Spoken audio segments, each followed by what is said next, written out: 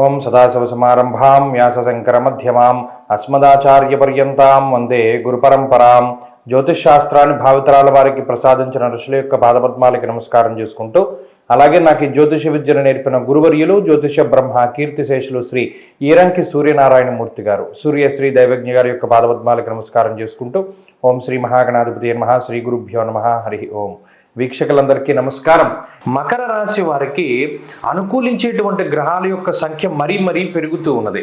గమనించండి, రాహు యోగిస్తూ ఉన్నారు, శని యోగిస్తూ ఉన్నారు, కుజుడు యోగిస్తూ ఉన్నారు, బుధుడు యోగిస్తూ ఉన్నారు, శుక్రుడు యోగకారకుడుగా ఉన్నారు, చంద్రుని యొక్క బలం ఉన్నది. అంటే దాదాపుగా 5 నుండి 6 గ్రహాలు గోచారరీత్యా యోగిస్తూ ఉన్నప్పుడు ఇంకా అంతకుమించిన బలం ఏముంటుంది? ప్రత్యేకించి తృతీయంలో శని కుజుల యొక్క కలయిక ఉన్నప్పుడు అది ఒక పెద్ద గొప్ప అదృష్టంగానే భావించాలి.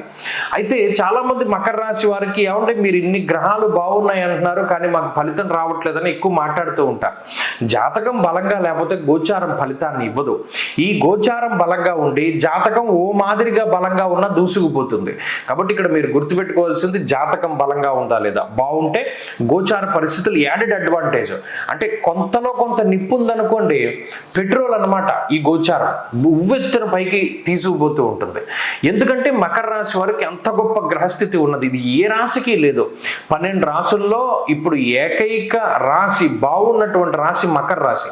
అంటే ఆర్థికంగా, ఆరోగ్యపరంగా, కుటుంబ పరంగా, సామాజికంగా, అంటే మీరు చేసేటువంటి వృత్తి ఉద్యోగాల పరంగా, ఒక భూపరమైనటువంటి లావాదేవీల పరంగా, లేదా కోర్టు కేసులు తగ్గడానికి, లేదు మానసిక ప్రశాంతత ఉండడానికి, లేదు జీవితంలో అత్యున్నతమైనటువంటి అవకాశాలను పొందడానికి, లేదు చార్ధామ్ యాత్రలు చేయడానికి, ఇలా సాహసోపేతమైనటువంటి కృత్యాలు చేయడానికి, అలాగే కొత్తగా పెట్టుబడులు పెట్టడానికి 1 కాదు 2 కాదు మకర రాశి వారికి గొప్ప అవకాశాలని ఈ గ్రహస్థితి కలగజేస్తూ ఉన్నది.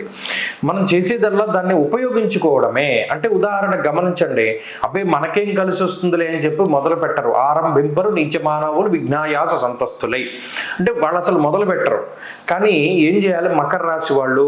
మీకు చూడండి, ఓ పెద్ద రాకెట్ అయినా సరే ఓ చిన్న దాంతో పూలతోటి వెలిగించవలసిందే.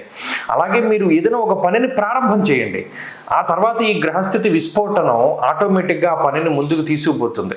కాబట్టి మకర రాశి వారి విషయాన్ని గమనించండి. మరిన్ని శుభ ఫలితాలు పొందడానికి ఎక్కువగా ఆంజనేయ ఆరాధన చేస్తూ ఉండడం చెప్పదగినటువంటి సూచన. ఈ వారంలో కలిసి వచ్చేటువంటి రోజు ఆదివారంగా చెప్పవచ్చును. అదృష్ట సంఖ్య 9, అదృష్ట వర్ణము లేత ఎరుపు రంగు. తదుపరి కుంభరాశి.